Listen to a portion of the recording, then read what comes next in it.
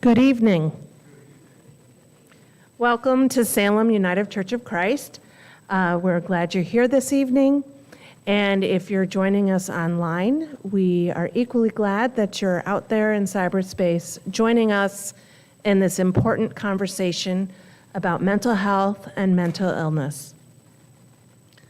The goal for our 5-week program is to eliminate stigma and raise awareness and understanding of concerns surrounding mental illness and the misunderstandings of individuals that live with these conditions. Our goal is also to connect people in the Dane County area with resources that could potentially help them. So we aim to be a conduit for connection.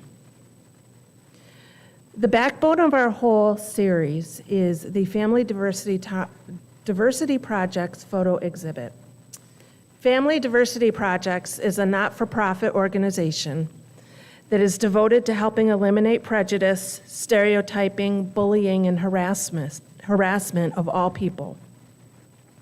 We are currently exhibiting the photos and texts of their mental health exhibit called Nothing to Hide. We are not charging for our programs. However, we are offering opportunities to make donations to Family Diversity Projects so that they can continue their important work of eliminating prejudice and stigma. There is a QR code on your bulletin this evening and on the church website if you wish to make an electronic donation. Also, when you entered the building, we asked you to sign in for attendance, and if you didn't, please do so when you leave.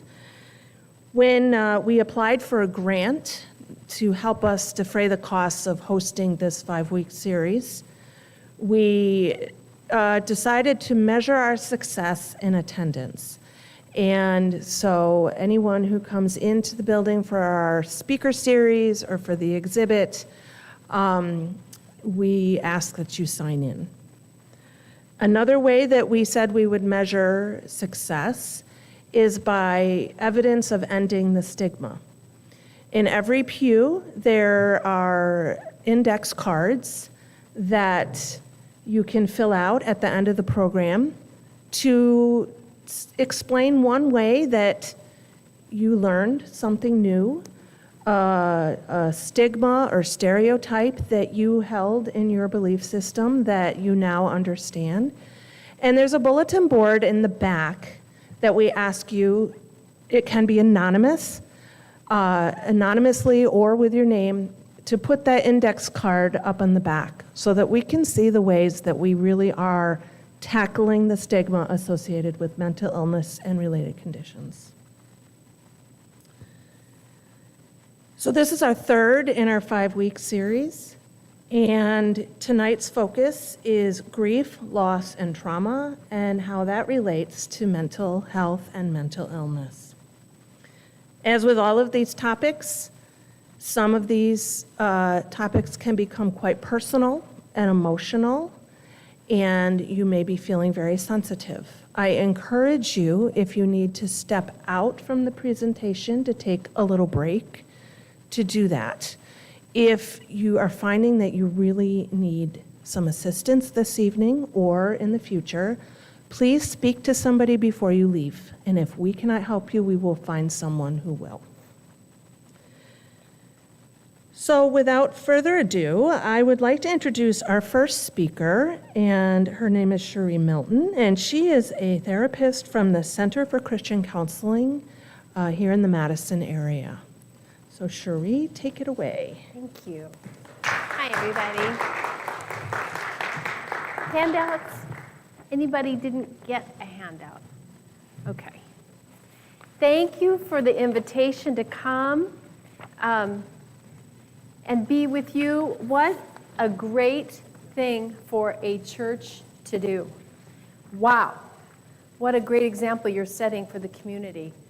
I actually, you know what, I'll set these here in case somebody comes later. I wish more congregations would provide this opportunity. Each one of the organizations represented on the tables back there has so much to offer to the Madison-Dane County, state of Wisconsin area. And so what a great thing. So thank you. Thanks for letting me be a part.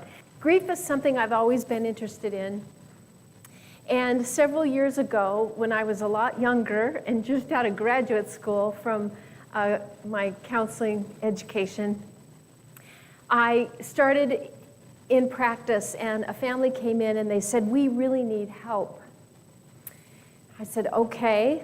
And as a young, just recent graduate, you always feel a little nervous, like, oh, they think I can help them. I hope I can. And they began to tell me their story. They lived in northern Wisconsin. They were a farming family, lived out in the country. They had 5 children, and their 6th grade son had just been killed in a 4-wheelers accident. He and his cousin were riding 4-wheelers out on the farm, and they crossed the road that ran right next to the farm. And a truck, the cousin made it across, but a truck hit their son, and he was killed instantly. And as I began to connect with that family and hear more about them and hear and watch, and they were so vulnerable and kind to let me come alongside them, watch their journey through grief, it was fascinating, it was heartbreaking, and I realized, there's some things that I can learn and that we can learn that will help. I don't want to cause any harm, but I wanted to learn more how I could actually help individuals and families who'd lost a loved one due to death. And then it came to my house. A year ago, this month, my sister, 2 years older, moved into our home for her last month of her life. And we cared for her, and we loved her, and we did all the physical cares, and we partnered with hospice. And she died on March 24th of last year. And so now, grief, like I had never known, was also in my life. And so it's been such an honor and a privilege to come alongside others, and then now this past year, receive from others support and care and counseling. And so it's from those experiences that I want to share for just a little bit tonight. And of course, we'll just barely scratch the surface. And so these are not meant to be the be-all, end-all, conclusive summary on grief, but this is just a few bits of information to guide our discussion tonight. What is grief? I simply define it as grief is our overall response to loss. It's our physical response, our mental response, our emotional response. And what is loss is defined for me as any change, positive or negative. And that's really important because we can have loss even from a positive change. When I changed jobs and got a job I really loved, I realized that my commute to my new job no longer would take me past, at that time, which tells you how long ago it was, I used to drive by the first drive-through Starbucks, and my new job was going to take me on a different route. And it was a loss. I knew the Starbucks girl in the drive-through by name. And so even though it was a change I wanted, a job I was excited about, there were these small losses. And we often have change and loss that we go through that we are not prepared for how it's going to impact us. And then there are losses that we know are huge. And the changes are expected and come with the blow of somebody kind of smacking us across the side of our head. And so grief is our response to loss. And loss is what we experience with any kind of change. especially when it's the change of someone we love being in this life, and then they're not. Then they're gone. There's lots of grief theories. There's a dual process theory of grief. There's a meaning-making theory of grief. There's, of course, the classic first Kubler-Ross model of grief, the stages. There's William Worden's model of phases of mourning and grieving. And those are helpful, but the point is, as many theories there are, is another example. And if nothing else, remember this: grief is unique to every individual. And so when I'm grieving, my grief is going to look different than how someone else is grieving. And that can really be difficult because I, for example, lose my sister, my parents lose their daughter, my brother loses his sister, and we all grieve a little bit different. And I can look at my mom and think, well, why is she reacting that way to this? Why isn't she more this or less that? And she could look at me and say, I can't even believe it.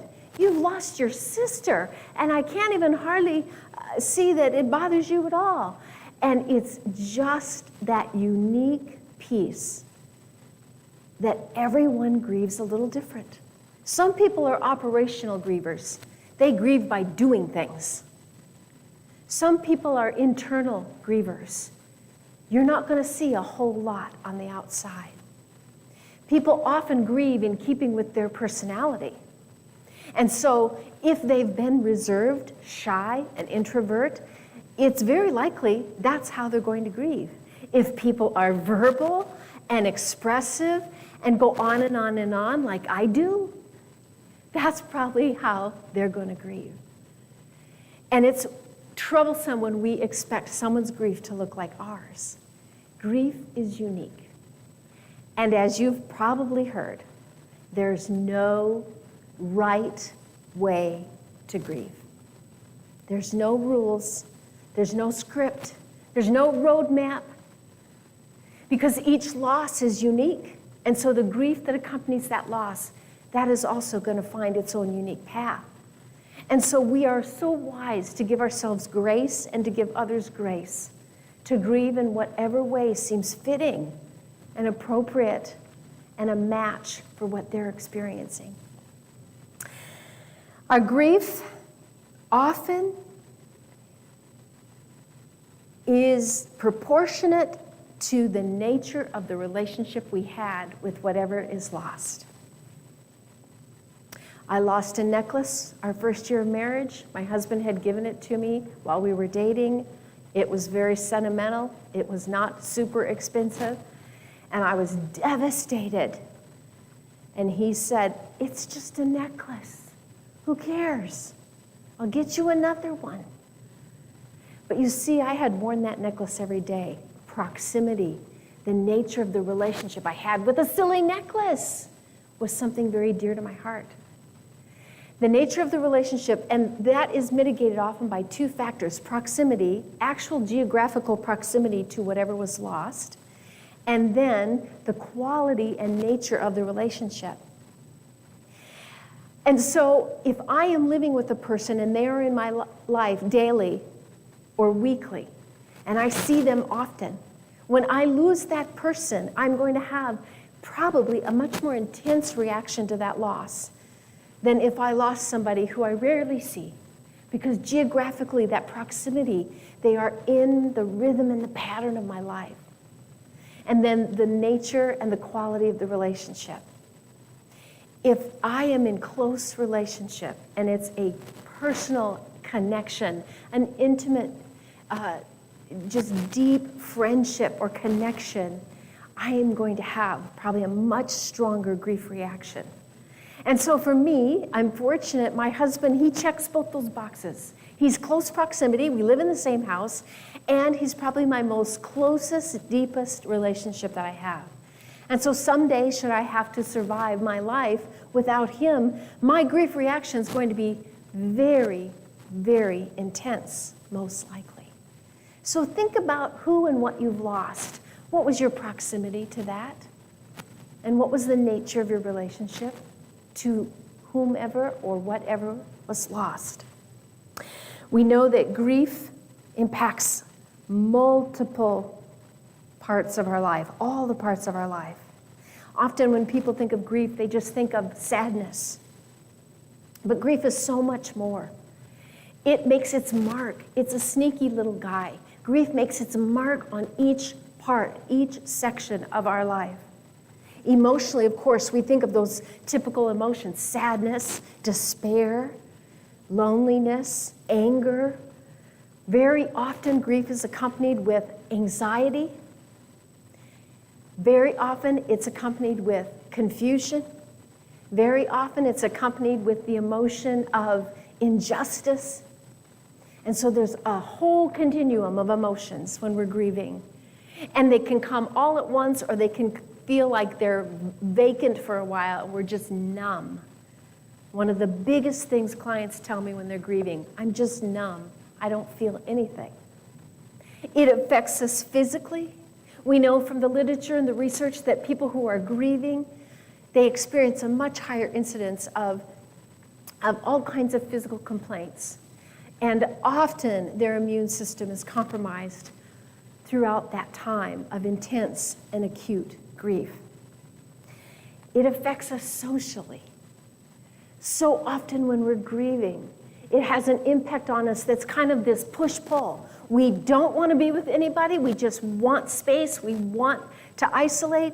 And then we want to be with people. Or we don't want to talk to anybody, but then we want people to reach out and talk to us and ask us how we're doing. And so socially, it gets a little bit messy and a little bit complicated. We want people to not forget about us, but then we don't want to go and be the third wheel when they ask us to fish fry with the other couples. Socially, grief has a huge impact. We love our church family. They come around us, and yet we can't bear to come to church because it's so painful to be in that community and see other people going on with their life. Huge, huge hit to that social part of our life. It impacts us spiritually. We start asking those hard questions. God, how could you let this happen? God, do you see me? God, are you there? God, why? Why? What good will come of this? God, pull me close to you. God, be my comforter. May your spirit come and be to me everything that I need right now. It has a huge impact on our spiritual life. It affects people financially. And there's still a bit of a stigma about grief and finances. Sometimes we're better off financially because we have had a death, and perhaps there was some financial gains because of whatever resources were put in place, or wills or insurances. And people are almost avoidant and almost like that financial gain is poisonous. I don't want to get rich because someone I love died. I don't want anything from this. One young client, he lost his dad to cancer, and then he and his brother and sister 8 months later lost their mom to a brain aneurysm. And he was in college, and his college buddies said, "Oh, you're so lucky. You get your dad's brand new Harley. You get it." He said, "I don't want that Harley. I don't want to go near it. I don't want to touch it. I don't want any gain because of losing my parents." Or often we experience financial hardship because of a loss. And we're struggling, and we don't often know where or how to go about getting help or making ends meet. So grief, it is this waterfall that just seems to fall and trickle down and wash over every part of our life. And it often leaves us disoriented. Very often there is this phenomena with grief when it's loss due to death. People come in and lean in, and they're so good, and our friends and our support network and our family members and our church friends, our faith community, people lean in, and we get lots of support, and we get lots of casseroles, and we get lots of phone calls, and we get lots of cards. But often in those first few weeks and months, we are still trapped in kind of a haze, maybe a little bit numb. We're just trying to survive. We're doing the bare minimum to get through the day. And then as we begin to catch our breath, we begin to kind of feel a little more grounded. We begin to have a little clarity as to perhaps the next step forward. Often, people are moving back into their own life, not because they're insensitive or unkind, but because they need to. They're not calling as frequently. They're not sending any more cards. They maybe see us at church or see us at a gathering and think, oh, she looks like she's doing pretty good. Yeah. And we're feeling a little more grounded, and then we begin to tackle the real hard stuff. We begin to look at what are the arrangements that still need to be done? What is the administrative tasks that need to be done? What parts of the estate? What else? And we kind of look at those pieces of our life that need to be adjusted. And others go on into their life. And then reality sets in. And then the realness of that person being gone really hits us. And we feel alone, and we feel isolated, and we feel we don't want to be a burden or a bother, so we're not going to say to our friends or our family, I'm really struggling now. Now I'm really struggling. Because after all, we showed up to the social gathering, or we went to dinner, or we came to church, and we were smiling, but at that 3 to 6 month mark, it is not uncommon when we're grieving the death of a loved one for the reality wave of grief to come sweeping in. And we begin to really feel the raw truth of our loss. Oh, grief. It's hard. But I'm happy to tell you, it is not pathological. And one of the efforts in linking grief with mental health is to destigmatize grief. Grief is one of those difficult but real parts of life. No one is going to be immune. At a certain point in our life, we will all have experienced the loss of somebody close to us. And grieving is painful, and it can feel dark, but grief is not the same as mental illness. Now, there are other complicating factors. There are other things that make us vulnerable that could be a catalyst that kind of tips us into maybe some depression and anxiety. And that certainly is important to have that addressed, have that supported. But grief in and of itself is not a mental illness. And we can help one another by destigmatizing and by making it safe for people to still not be okay. For someone to show up and say, it's been a year since my sister died, and I am drowning in grief. I can't imagine walking through the rest of my life without my older sister. Making that okay. Being a person that just is present with that person who's grieving. Grief, I'm here to encourage you. We don't get over significant loss. I know that didn't sound very encouraging, did it? But we learn to move through it and carry it with us. And I'll leave you with this last illustration. When we lose someone or something, but typically someone, that is so dear to us, and we love them so, and they've had an impact on our lives. It's as if a boulder rolls off the cliff and is on top of us, and we're paralyzed, and it's dark, and we feel like we can't hardly catch our breath. And we lay there under the boulder wondering, how am I going to survive? And as time goes by, little by little by little, we gather strength And we're able to shift that boulder off to the side little by little, an inch at a time. And one day it takes us by surprise. We actually realize, I can actually breathe. I can actually think. I heard myself laugh. And we realize we've been able to push that boulder to the side. And a little more time goes by, and we gather our strength, and we realize we're able to take one step forward, carrying that boulder. And more time goes by, and we realize we can take more than one step. We can take several steps.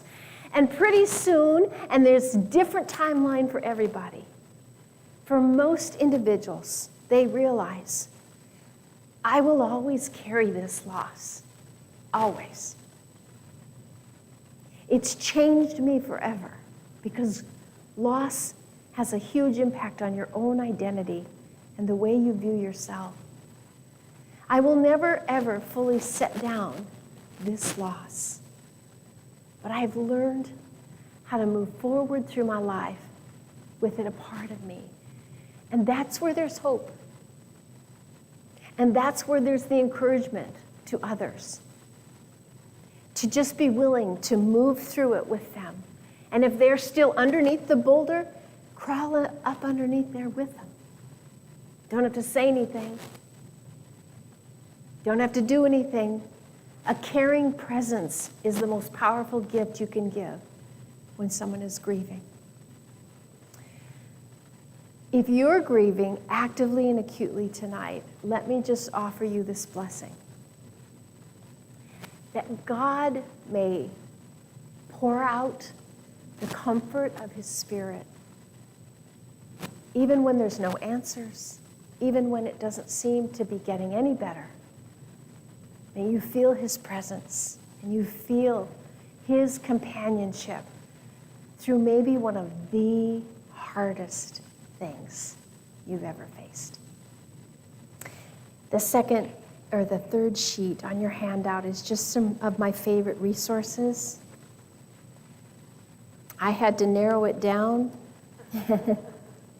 So this is certainly not an all-encompassing list. But if you or someone you care about is grieving, these are some steps and places you can go for support, for information, to dig in and find out specifically what might be helpful for yourself or helpful for that person that you're caring for. Thank you, everybody.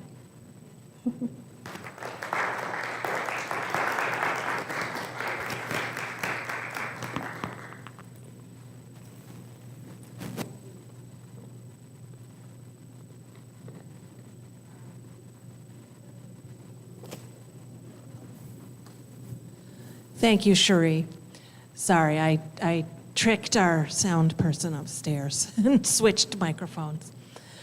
Thank you very much for those words of wisdom and that permission, I think, to take our own journey and to feel the grief that we feel and be patient with it.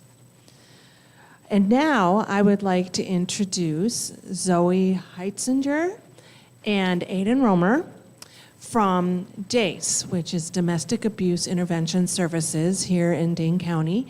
And I've asked them to come and talk about mental health complications and mental illness that result from the trauma that occurs in abusive relationships.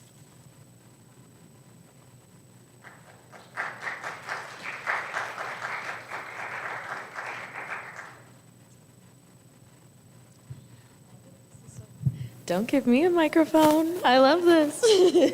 Hello, everybody. Good evening. Thank you so much for having us. And Cherie, press B. Haha. Thank you so much, Cherie, as well. That was a beautiful, really beautiful talk. So thank you for all your expertise. I'm Zoe Heitzinger. My pronouns are she and her. I am the Prevention Outreach Manager at Domestic Abuse Intervention Services, or DAYS. We're passing the mic here. Hi, I'm Aiden. I also use she, her pronouns. I'm the Youth Violence Prevention Advocate at DAYS. Yeah, and then I'm going to turn it over to Aiden for kind of the first little chunk of our presentation today. But I do just want to make the note before we get started that we have a lot that we brought for you all today. So please, if at any point you have questions, by no means do you have to save them for the end or anything like that. And because, of timing and just to make sure that we don't take up too much time, so we might be going over some of these topics pretty quickly.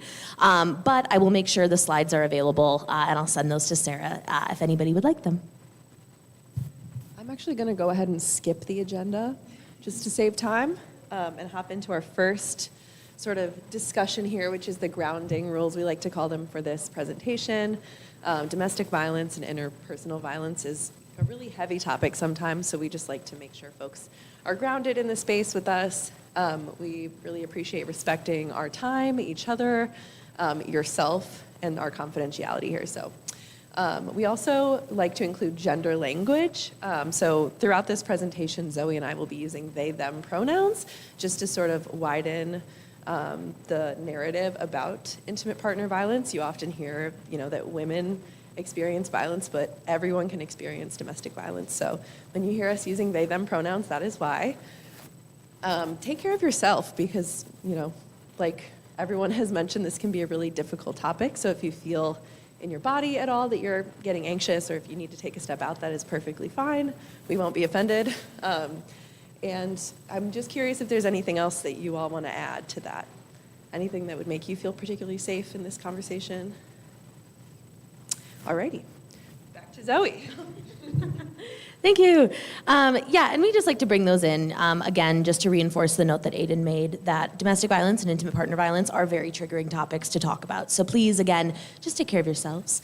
The two modes of getting to connected to all of our services at Days are through our 24-hour helpline and our 24-hour text line. So this is 24 hours a day, 7 days a week, and it's a real person answering both the helpline and the text line. And if you're looking at this and you're like, well, what is a text line?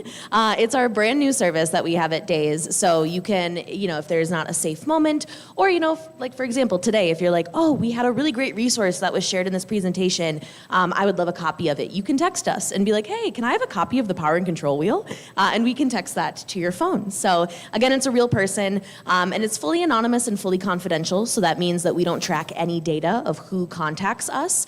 And then same thing for the text line as well. All of that data is wiped at the end of every day as well. So to keep with that confidentiality and anonymity. So what do we do at Days? We do a ton. We have case management, support groups. We have a legal advocacy department. The only note with that is that we are not attorneys. We cannot give legal advice, but we can help with restraining orders, no contact orders. We can accompany folks to court. And we have this really cool program called Court Watch, where we sit in on injunction hearings and we rate and code the judges. Again, going along with the theme of this evening, we really want to make sure that we are making all of the services that survivors will encounter in all of the systems in our community trauma informed. So that's a way of just also making sure that the judges, the DA's office, and the court commissioners are also maintaining trauma informed care, even in the courtroom setting. We also offer parent, child, and youth advocacy. And then we're probably most well known for our domestic violence shelter. We're the only domestic violence shelter in Dane County. But over the past couple of years, we've really reframed how we talk about this. And it is an emergency homicide prevention shelter. So it is not a homeless shelter, and that it's oftentimes on a wait list as well. So, but it's not a first come, first served basis. It's a lethality risk assessment that is done. We also have, I mentioned Court Watch, it's on there.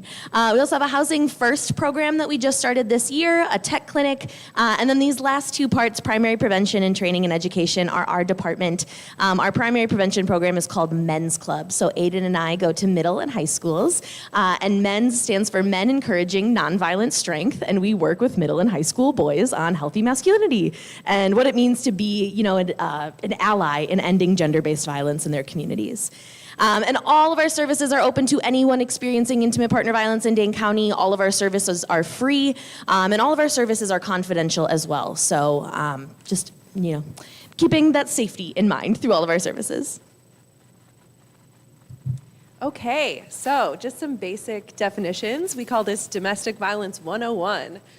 So if you've seen either of these acronyms, the first is DV, or domestic violence. So if you hear us say DV, that's what we mean. Domestic violence is the legal term for violent or aggressive behavior within the home. So domestic violence could include a roommate, a family member, an intimate partner, and that is kind of the umbrella term, legally used. Intimate partner violence, or IPV, is violent or aggressive behavior that happens within an intimate partner relationship. And that is our focus at DAYS. The clients that we serve are experiencing intimate partner violence, so we're just going to dive into that a little bit further. So we define intimate partner violence as the intentional use of power and control tactics by one intimate partner over the other in order to create an environment of fear and intimidation. So intimate partner violence is a behavior, and that's kind of what we focus on at DAYS. And I will also include that domestic violence, I think I already said this, but domestic violence impacts everyone, no matter what community, no matter what age. We actually have a specific list. Domestic violence, intimate partner violence can happen to anyone regardless of race, sexual orientation, gender identity, socioeconomic status, education level, age, religious beliefs, geography, disability, etc. So like I said, it is a behavior that could happen to anyone in any community. And back to Zoe. So we're going to take you just really quickly through some statistics. Please take care of yourselves if this is the first time you're hearing some of these. 1 in 4 women and 1 in 10 men in the United States will be a victim during their lifetime. That number also goes up for the trans community, so 1 in 2 trans people will be a victim in their lifetime. Most cases of domestic violence are never reported to the police. On a typical day, there are more than 20,000 phone calls placed to domestic violence hotlines nationwide. In about, 2021, we saw around 7,000 total calls to our helpline, but any given day of the week, 20,000 calls to national hotlines. Excuse me. And then 72% of all murder-suicides involved an intimate partner, and 94% of those victims are identified as female. And this is for, I believe, all murder-suicides that had happened within a year in the United States. Alrighty, so we're going to talk a little bit more about Wisconsin-specific statistics. Again, like Zoe said, these can be challenging to hear, so please step out or take care of yourself if you need to. Of the 253,000 women and girls who call Dane County home, over 63,000 of them have been or will be the victim of domestic violence at some point in their lifetime. Sorry for my clicking here. 32.1% of Wisconsin men experience intimate partner violence, physical violence, intimate partner rape, and or intimate partner stalking in their lifetime, so almost a third of men in Wisconsin. Domestic violence claimed 80 lives in Wisconsin in 2021, which has risen since 2020. And that, I'm going to give this one to Zoe, actually. And this number comes from the End Abuse Homicide Report. End Abuse is the statewide organization on domestic violence. And they put out this report at the end of every year. And it does a great job not only talking about the demographics of the crime and kind of building like a beautiful map of our state, but they do a memorial at the end of the document as well, too. And that number 80 includes if the perpetrator killed themselves and if children were killed as well. Thank you. Zoe already mentioned this, but there were approximately 7,000 calls to the DAYS helpline in 2021, which is around 20 calls a day. So this is happening to a lot of our neighbors here in Dane County. So just to talk a little bit more about domestic violence and what it looks like, I'm going to talk quickly through the cycle of violence, we call it. So an intimate partner violence relationship will start like any other relationship for the most part. Like you're going to start with liking each other, texting a lot, smiling, you feel happy when you're with them.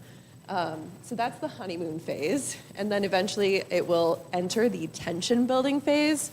In this phase, the abuser is moody, nitpicky, isolates the victim, withdraws affection, yells. There might be substance abuse there that wasn't there before, and there are threats. In this phase, the victim will fawn, we call it. I don't remember. Yes, okay, so these are the trauma responses that you're going to hear about. So there's fight, flight, and freeze. You're probably familiar with those. But we also like to add fawn, which is basically appeasing the threat, people-pleasing, codependency, and sort of a removal of your own boundaries. Back to this. Okay. So like I said, in the tension-building phase, the victim will have that fawn trauma response.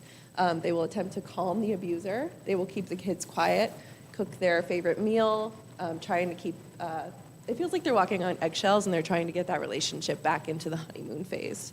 From there, it will be the explosion phase. The abuser will commit an act of physical, emotional, verbal, or other type of violence.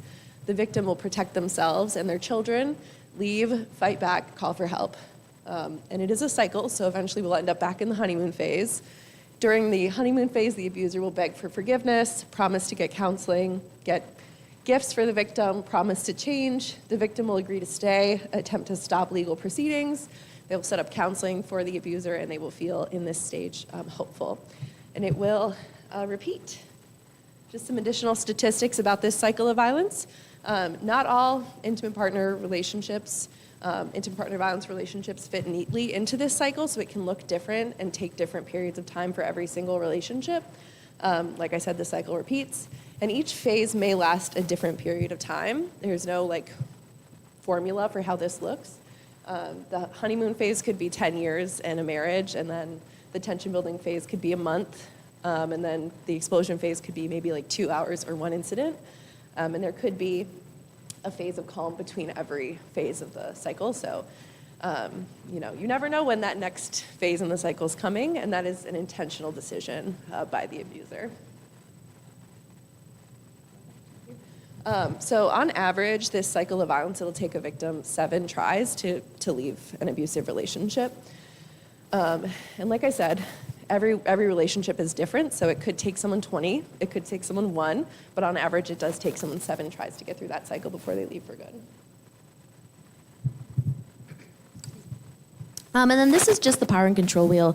Going back to the definition that Aiden shared at the beginning of the presentation, the intentional use of power and control tactics. So this is what is considered the general power and control wheel. This is what we use at Days as kind of the crux of our work. However, there is a wheel for almost any population, any community that exists. There is a religious affiliation power and control wheel. There's one for the LGBTQIA community. There's one for people who identify as immigrant survivors. So this is not a one-size-fits-all wheel, but it is just a way to show the different forms that power and control can take in a relationship. And it will take me 30 minutes to go through this, so I'm just going to briefly show it. But if this is a resource you would like, I did bring copies for you, and I'm also happy to email anybody who would like a copy of this too. But there is one that is not included on the wheel. Next slide, please. And that is digital abuse. And this is just something we like to include in the conversation because we've seen this come out a lot more since the pandemic has started, also a lot more with the teen population. And it's a way, one of the things that we were starting to track at Days and a reason why we started a text line as well too. And so this, again, can take many different forms, just namely really controlling somebody via either their social media, their use of technology, tracking somebody's location. But it can take a lot of different forms, as you see on the screen here. Alrighty, and then as part of this conversation as well too with the theme of the night, I did want to talk a little bit about trauma and why, domestic violence is a unique type of trauma and how trauma-informed care also plays into this conversation. So we at Days like to say this kind of quote that traumatic reactions are normal responses to abnormal situations. Your body is doing what it needs to do to protect you in a situation. That, much like Cherie's talk about grief, right? Everybody grieves differently. Everybody experiences trauma differently. And so again, it's just a normal response in your body to an abnormal situation that is happening to somebody. And domestic violence differs from other traumas, and it's very unique in why it differs because it is by nature chronic. So it's an ongoing traumatic experience that somebody might, experience over and over again. Maybe it's, cyclical, as Aiden was talking about. Where the physical violence also might be episodic, or maybe physical violence is not even happening, but other forms of abuse might be ongoing. So thinking about kind of financial violence or emotional violence. Also, the perpetrator of the traumatic experience is a loved one. I like to relate this kind of in some ways, so like a car accident, right? Traumatic, can absolutely have lasting effects, can create PTSD for somebody, but that's oftentimes a singular event that happens. Most often, we're not going to interact with that driver in the other car on a daily basis, but that for domestic violence, that perpetrator, the person who is causing the traumatic experience, is a loved one that someone will interact with on a daily basis. They'll see them over and over again. And this is a violation of trust and a disruption to interpersonal, connections more severe. And this absolutely directly relates to the real mental health costs that somebody can experience when experiencing domestic violence. And so at Days, we really lean into this idea of empowerment advocacy, which places all of the power back into the survivor so that they can choose where they would like to go next, that they have absolutely control over what services they would like to use or resources. And it's often accompanied by this shift in perspective, going from what's wrong with you to asking the question, what happened to you? And then building off of that, what is right with you, or what have you already done to help protect yourself in this situation? So placing that power back into the person experiencing this type of violence. And so when we think about trauma-informed care, it can take many forms. So being aware of your proximity with somebody, avoiding asking too many questions, because oftentimes victims and survivors of domestic violence, this might be reinforcing or recreating a cycle of harm for somebody. Maybe those choices were always taken away. Pacing client meetings, asking before touching or hugging, providing choices when possible, asking about that person's goals and priorities, kind of putting, again, that power back into their life. Asking that simple question, how can I support you right now? Or maybe, what do you need from me? What do you need from our immediate community? And that when trauma overwhelms or leaves somebody speechless, being willing to sit in that supportive silence, being willing to take that moment with them of, this is hard. But I'm here with you. I can be here with you for as long as you need. And then providing clear information about maybe when, where, and by whom, either services or maybe what that next step will be for somebody. Again, just making sure that person has their choice. And so when we think about trauma-informed care, kind of in summary, a traditional perspective would be, asking that, what's wrong with you? And that service providers or maybe somebody in the community are often seen as the experts in the lives of survivors. That therapy sessions and specific interventions are viewed as the primary method of treatment, and that people are labeled and behaviors are considered abnormal. But when we think about moving towards a trauma-informed practice, trauma-informed perspective, it's asking that key question, what has happened to you, what is right with you? It's placing the survivor as the expert in their lives and that they benefit from a partnership with providers or benefit from a partnership or a relationship with your community. That healing happens in healthy relationships, and that oftentimes when somebody reaches out to us, that is that healthy relationship that can be formed in that person's life. And that symptoms of trauma are viewed as coping strategies and adaptations to that trauma, right? Normal reactions to an abnormal situation. And how are we doing on time? I just want to make sure that we're doing okay? Gorgeous. Alrighty. Thank you. Okay, so now we're going to quickly talk about some barriers to potentially leaving an abusive relationship. So I know that number 7, it takes 7 times to leave, is a big number, and you might be asking, why didn't they just leave? So we're going to talk about some reasons why they might not. So the first is safety, fear of your own safety, safety of your children or other loved ones, potentially pets even. Leaving is the most dangerous time for the victim. Shame, they might feel they've done something wrong, that they deserve the abuse, or that experiencing abuse is a sign of weakness. Lack of resources. Survivors may be financially dependent on their abusive partner or have previously been denied opportunities to work, a place to sleep on their own, language assistance, or a network to turn to during a moment of crisis. Disability. So if someone depends on other people for physical support, they may feel that their well-being is directly tied to their relationship with that abuser. Endangered by authorities. So people who are undocumented may fear that reporting abuse will affect their immigration status. People who experience high levels of police brutality might be endangered by reporting their abuse. And victims may also be targeted for arrest because of Wisconsin's mandatory arrest law. So in Wisconsin, when a police officer responds to a domestic violence call, it is mandatory that one person is arrested in that situation. And oftentimes the victim will be in a trauma response like we talked about, and it's the officer's discretion who gets arrested. So it could put that victim in a really vulnerable place to potentially be arrested in that moment. Cultural context. So traditional customs or beliefs may influence someone's decision to stay in an abusive situation. Children. Many survivors may feel guilty or responsible for disrupting their family. They might say, I'm just going to stay until the kids graduate, or I'm going to stay until they turn 18. And a big one is love or attachment. Survivors often still have strong, intimate feelings for their partner. So, that relationship started on a foundation that was really happy for them, and they genuinely don't want to leave them. So that's another barrier. I'm also just going to hop right into my discussion on intersectionality here.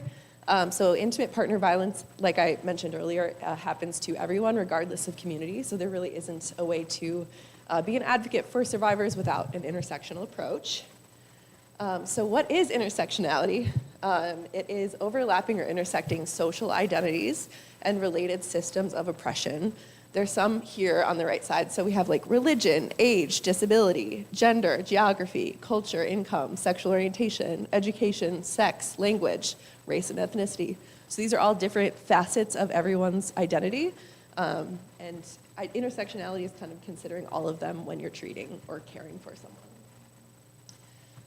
So, oppressive structures, including but not limited to racism, sexism, homophobia, transphobia, ableism, xenophobia, and classism, create and perpetuate violence and barriers to leaving relationships. And each individual survivor is a complex human being in need of their own unique care. So that's kind of what's important to keep in mind with intimate partner violence and intersectionality. Is this you? And one note that I do want to make about intersectionality and why it's important that our work is intersectional. Can you go back one slide for me, Aiden? Is because this one, right? Each person is a complex human being in need of their own unique care. That directly ties in with trauma-informed care as well. And when we think about intersectionality, it's just all of the ways in which we show up to the world and how the world sees us as well. And that one person's barrier, again, Cherie, I just keep relating back to your talk, thinking about this grief idea that everybody grieves differently, right? And so to provide adequate care or services, that might need to be tailored specific to somebody's experience. So just bringing it all into this space. I love it. And thank you for going back. So we just threw a ton at you. And now I bet you're sitting there and you're like, well, what next? Like, well, do you have tips? Do we have tricks? Yes, we do. So how to support survivors experiencing violence, supporting their decisions. And for friends and loved ones, I will say firsthand, this can be the hardest thing to do. That, maybe we have, a heart-to-heart with somebody. Maybe we have a healing circle. Maybe we have a prayer that we do. And that as they're leaving, we see them go into the car with their, partner. And we're like, if I could just get them out of that moment, right? But again, recognizing they know their situation and their safety the best. So supporting their decisions, being being non-judgmental and empathetic. Also expressing your concern for their safety, but remembering that leaving is not always the safest choice, and that you do not need to be an expert in domestic violence. You do not need to be a therapist or a social worker to be exactly what somebody may need you to be. Just a supportive and loving, friend or loved one. And what not to say if somebody discloses intimate partner violence to you, saying something along the lines of, you need to move on. Maybe somebody is currently still in an active trauma response state. So, trauma can crop up whenever, at very, very, very maybe random or inconvenient times for somebody. And maybe somebody is in an active trauma response state. So saying that you need to move on from what they might be experiencing might be physically hard to do. Also saying that there are two sides to every story, and this goes, along with the next slide, and I'll return to that one. Also saying, why would you let someone treat you this way, or why don't you just leave? Because again, the most dangerous time that someone will experience is that time when they're deciding to leave. So, what to say if someone discloses to you, it is not your fault, you don't deserve this, you are not going crazy, your reaction is valid, you are brave, you are doing the best that you can. I know about some resources in the area you could use if you decide to. Thank you for trusting me enough to talk to me about this and saying I believe you. And that directly relates to the slide previously with that note that I had made, is that this is always the most important and the most impactful thing that you could say to somebody experiencing violence. They might have been told every single day that no one will believe them. So saying this is always important and always impactful. And I think with that, that is the end of our talk today. So again, if there are any resources we can provide or any connections, if you want to connect with me or Aiden, I'm happy to give my email out. And if there is anything you need, please connect with us. So thank you, Sarah, so much for organizing this. We're really appreciative.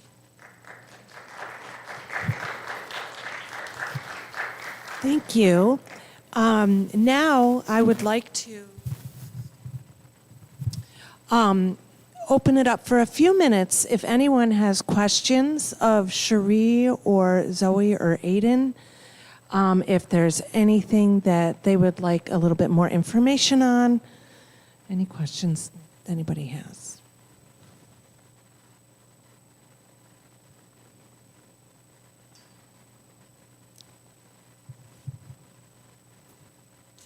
And we're using the mic so that our friends online can hear.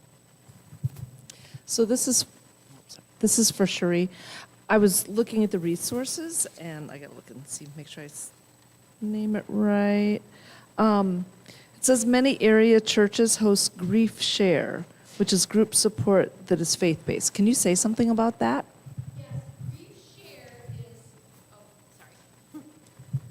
Grief Share is a curriculum for individuals grieving the loss due to a death, and it's an actual curriculum. And I apologize, I don't know what the company that publishes it, but it's used by, if you do the Google, and I think it's pretty much non-denominational type of faith-based curriculum. So that's what that is, meant for a group setting. Is that something where a leader would need to undergo training, or you just use is it a self-guided curriculum? Leaders, I believe, don't need specialized training, but they do, I think they go through the kind of the discernment of their church leadership if they would be an appropriate fit to lead a group, something like that. Thank you. Are there other questions?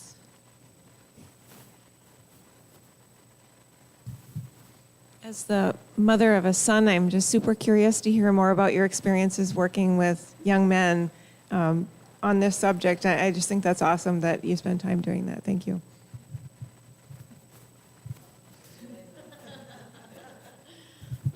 It's the favorite part about my job. I love this work.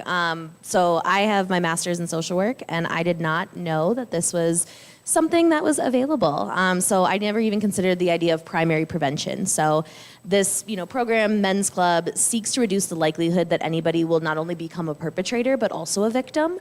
And just the work with the middle school boys, it really revitalizes my faith in people to see, where some of these boys start at the beginning of the year. They're curious, they want to ask these questions, and that by the end of the year, we're digging deep, and oftentimes it just forms into a beautiful therapy space because young men often don't have a space to come and, talk about their feelings, talk about emotions, what they're noticing in their school communities.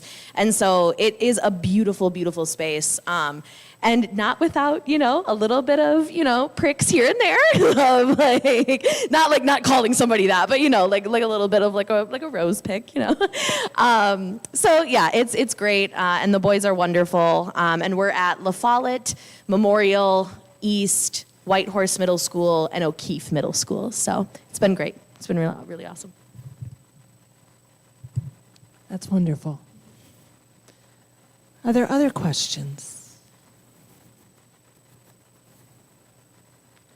Well, if not, I hope that you take a moment to fill out one of the index cards to share some way that stigma has been busted for you this evening, or something you learned, or a lingering question that you have, and tack it on the end of the stigma board in the back. And one thing I took from both talks this evening is to remember that We are all individuals, and our experience, no matter what the experience is individualized. And so however you're feeling, however you're doing, it's okay to be you, and that's just how it is. So thank you for coming. Thank you for watching online. And next week, our topic is youth and mental health. We will have 2 separate workshops. We will have one for youth grades 6 to 12, and we'll have another one simultaneously for parents and other adults who care about youth. And hopefully everyone will leave the evening with some ways to continue the conversation at home. And I also encourage, if you're a parent and your children are still young, you are still welcome to come. The youth portion is targeted for grades 6 through 12. So I hope to see you next week. And thank you, everyone, for joining us this evening.